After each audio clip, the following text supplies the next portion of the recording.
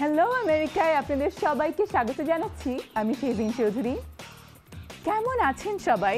প্রতি সপ্তাহের মতো এই সপ্তাহেও আপনাদের জন্য নিয়ে এসেছি আমেরিকার খবরাখবর।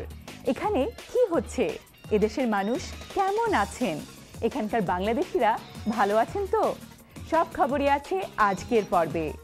আজ শুনবেন বাংলাদেশি আমেরিকান গায়ক হামজা জাহাঙ্গীরের গান, দেখবেন আমেরিকায় রমজান মাস পালন, আরও আছে পানি দূষণ ও পানি অপচয় সম্বন্ধে একটি প্রতিবেদন। আর দেরি না করে শুরু করছি হ্যালো আমেরিকা। হামজা জাহাঙ্গীর গান ভালোবাসেন। তিনি আমেরিকায় থাকেন কিন্তু বাংলা ভাষায় গান লেখেন, গান করেন।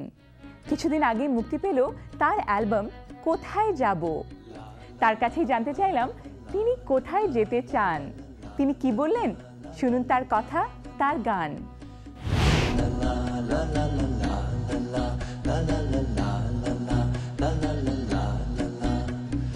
আছি তো বহু দূরে, যাত্রা আমার শুরু হবে কবে। কথা বলছি হামজা জাহাঙ্গীরের সঙ্গে। হামজা, আপনার অ্যালবামের নাম কোথায় যাব। আপনি কোথায় যাচ্ছেন বা কোথায় যেতে চান? এটা একটা খুব ভালো প্রশ্ন। যখন অ্যালবামটা লিখছিলাম আমি এই প্রশ্নটা নিজেকেই করেছি যাতে কিছু গান লেখা যায় এই প্রশ্নটাকে উত্তর দেওয়ার জন্য, বাট এখনও আমি ডিসকভার করছি কোথায় যাচ্ছি। তো আপনার এই অ্যালবামে কটা গান আছে এবং কটা গান আপনার নিজের লেখা? যে অ্যালবামে মোট 10টা গান আছে, তার ভিতরে 8টা গান আমার নিজের লেখা আর কয়েকটা আমি আমার ভাইয়ের সাথে কোলাবোরেট করেছি ওই 8টার মধ্যে, আর 2টো কভার, একটা রবীন্দ্রসঙ্গীত গেয়েছি পুরানো সেই দিনের কথা।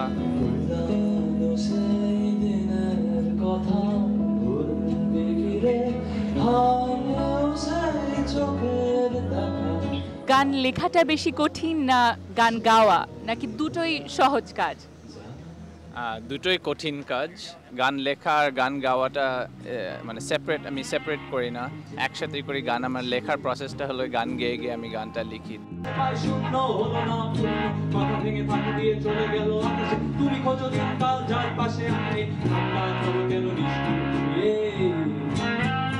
আপনার গান তো এখন আমরা বাংলাদেশের রেডিওতে শুনতে পাচ্ছি। আপনার কি মনে হয় আপনার বেশিরভাগ শ্রোতা কি বাংলাদেশে না আমেরিকায়? আমার মনে হয় বেশিরভাগ শ্রোতা এখনো বাংলাদেশে, বাট এখন রিসেন্টলি আমি আমেরিকাতেও কয়েকটা শো করেছি, এখানেও কিছু শ্রোতা আছে।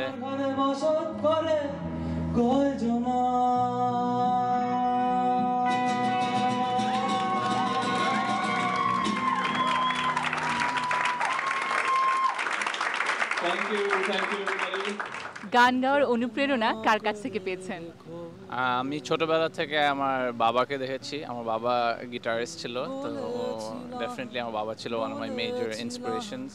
বলেছিলাম স্বপ্ন থেকে ওঠো,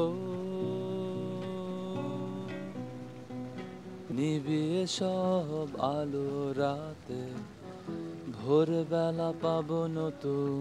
2 বছর আগে ঢাকায় আমি বেড়াতে গেছিলাম, তো বসে ঢাকা শহর নিয়ে লিখেছি, বাট আই থিঙ্ক এটা appropriate for any home town. এবার উঠে জেগে আছি, চিনি না কেন আমার শহর। অনেক ধন্যবাদ।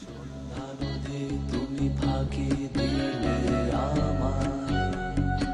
দর্শক কেউ যদি লিখতে চায় আমাকে ফেসবুকে যে হামজা জাহাঙ্গীর সার্চ করলে আমার পেজ পাবে, অ্যান্ড যদি গান ওখানে দেখতে চায় ওখানে ডাউনলোড করার জায়গা আছে, স্পটিফাই আছে, অ্যামাজন, আইটিউন, সিডি বেবি।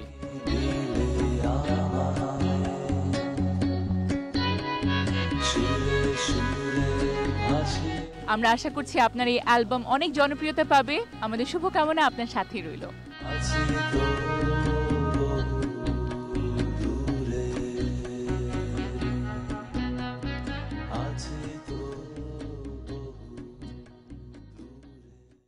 পবিত্র রমজান মাস প্রায় শেষ হয়ে এলো। আমেরিকায় রমজান কিভাবে পালন করা হচ্ছে? গ্রীষ্মকালের লম্বা দিনে এত গরমের মাঝেও মানুষ রোজা রাখছেন। কষ্ট হচ্ছে না কষ্ট সয়ে গেছে?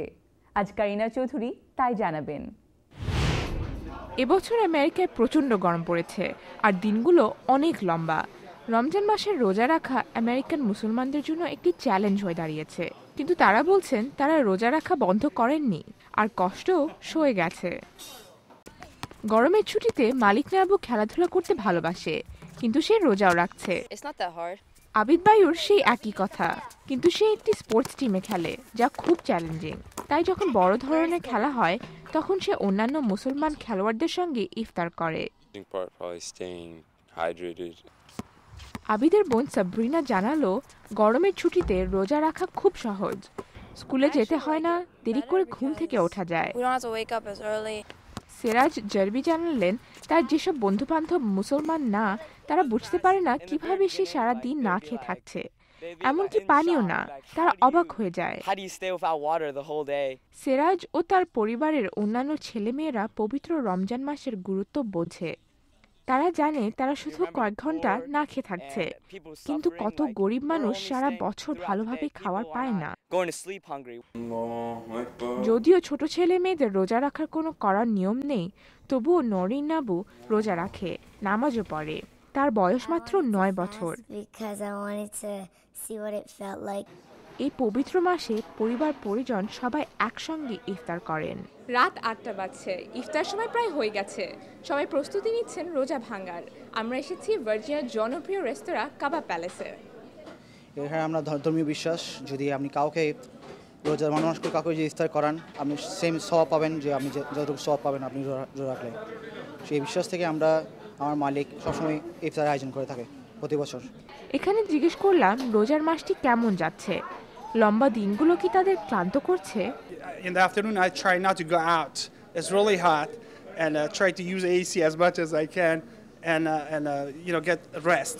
আমরা তো এখানে আল্লাহর রহমতে ভালো মতো খেতে পারছি, ভালো জিনিস পাচ্ছি, কিন্তু গরিব লোকদের কী হচ্ছে, যারা এক ওয়াক্ত খাইতে পারে না, এক ওয়াক্ত খেতে পারে, তাদের কথা চিন্তা করি তখন আমরা। এই জিনিসটাই আমাদের শিক্ষা নিয়ে রোজার মাসে। আর সবচেয়ে আনন্দের জিনিসটা কি রোজার মাসে? সব মুসলিম ভাইরা বিভিন্ন দেশ থেকে বিভিন্ন কালচারের লোক আমরা একসাথে বসে, যেমন সোমালিয়া বলেন, পাকিস্তানি বলেন, ইন্ডিয়ান বলেন, সব একসাথে বসে আমরা ইফতারি করতেছি। ওইটাই বড় আনন্দের। জানতে চাইলাম বাংলাদেশ ও আমেরিকায় রোজা রাখার অভিজ্ঞতা কি একই রকম না কিছুটা ভিন্ন। বাংলাদেশের রোজার মধ্যে আমরা এনজয় করি, আমরা ছুটিতে থাকি, তেমন কাজ থাকে না, কিন্তু আমেরিকার মধ্যে আমরা সবসময় ব্যস্ত থাকি নিজের কাজ নিয়ে। এখানে আমরা জব ছাড়া কিছু বুঝি না, সবসময় ব্যস্ত থাকি জব অথবা স্টাডি। যে স্টুডেন্ট সে ব্যবস্থাকে পড়ালেখা নিয়ে, যে জব করে সেই ব্যবস্থাকে জব নিয়ে। দেখতেই পাচ্ছেন গরমের মাঝেও এই দেশের মুসলমানরা রোজা রাখছেন আর দিন শেষে পরিবার প্রিয়জনদের সঙ্গে ইফতার করছেন। আমি Kareena Chowdhury, voice of America. পরিবেশ বিষয়ক প্রামাণ্যচিত্র লাস্ট কল অ্যাট দ্য ওয়েসিসের মাধ্যমে পানি দূষণ এবং পানির অপচয় সম্পর্কে সচেতনতা বাড়ানোর চেষ্টা করা হয়েছে। এ বিষয়ে ভয়েস অফ আমেরিকার একটি প্রতিবেদন উপস্থাপন করছেন আহসানুল হক। একটা বাথটাব থেকে শুধু পানি তুলতে থাকলে একসময় বাথটাবের সব পানি শেষ হয়ে যাবে। এটা বোঝার জন্য বিজ্ঞানী হবার প্রয়োজন নেই। জীববিজ্ঞানী টিম বার্নেট বলছেন, কলোরাডো নদীর পানি কমছে। লেক মিডের পানির উচ্চতা প্রতি বছর 3 মিটারের বেশি কমে আসছে, আর 10 মিটার পানি কমে গেলে হুভার বাঁধের মাধ্যমে ক্যালিফোর্নিয়া, নেভাডা এবং অ্যারিজোনার জন্য বিদ্যুৎ সরবরাহ করা সম্ভব হবে না। Last call at the Oasis প্রামাণ্যচিত্রের যে বক্তব্য, তার সাথে অনেক বিজ্ঞানী একমত। তারা হুঁশিয়ারি দিয়ে বলছেন 2025 সাল নাগাদ বিশ্বের অর্ধেক জনগোষ্ঠী পানির অভাবে পড়বে। পরিবেশবাদী এরিন ব্রকোভিচ এ ব্যাপারে সরব। ক্যালিফোর্নিয়ার একটি বিদ্যুৎ কেন্দ্র থেকে বিষাক্ত রাসায়নিক পদার্থ ছোট একটি শহরের পানি দূষিত করার ঘটনা উন্মোচন করেছিলেন তিনি। ওই ঘটনার ওপর ভিত্তি করে নির্মিত হয়েছিল বিখ্যাত ছবি এরিন ব্রকোভিচ। আমি মনে করি এই রকম একটা প্রামাণ্যচিত্রের মাধ্যমে বিশ্বের আসন্ন বিপদ আমরা দেখতে পাচ্ছি। এই আমেরিকাতে এটা ঘটছে, আপনি নিজেই এর শিকার। এরিন ব্রকোভিচ রাজনীতিক, বিভিন্ন কর্পোরেশন এবং এনভায়রনমেন্টাল প্রোটেকশন এজেন্সির বিরুদ্ধে লড়ছেন। EPA is broke. They got nothing.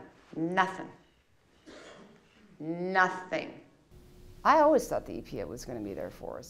আমি সব সময় মনে করেছি ইপিএ আমাদের অন্যতম শ্রেষ্ঠ প্রতিষ্ঠান, কিন্তু তারা ভীষণভাবে ব্যর্থ হয়েছে।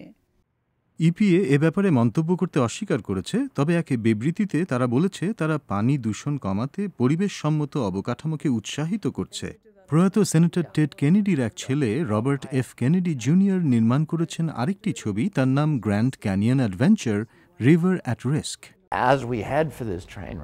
যদি আমরা বিপদের দিকে এগিয়ে যাচ্ছি, তারপরও আমরা ফিনিক্সে গলফ কোর্স নির্মাণ করছি, এমন সব জায়গায় বসতি গড়ে তুলছি যেখানে পানি আদৌ নেই। কেনেডি মনে করেন আইন করে এই সমস্যার সমাধান করা সম্ভব, কিন্তু এরিন ব্রকোভিচ রাজনীতিকদের ওপর আস্থা রাখেন না। Last call at the Oasis ছবিতে বলা হয়েছে, আমাদের কাজের দায়িত্ব নিতে হবে এবং সরব হতে হবে, এর মাধ্যমে হয়তো পরিস্থিতি সামাল দেয়া যেতে পারে। আহসানুল হক, ভয়েস অব আমেরিকা। এই ছিল আজকের হ্যালো আমেরিকা। আশা করি কেমন লেগেছে আমাদেরকে জানাবেন। আমাদের ওয়েবসাইটের ঠিকানা www.voabangla.com, ইমেইলের ঠিকানা helloamerica@voanews.com, ইউটিউবে আমাদের ভিডিও দেখতে পাবেন VOA বাংলা চ্যানেলে।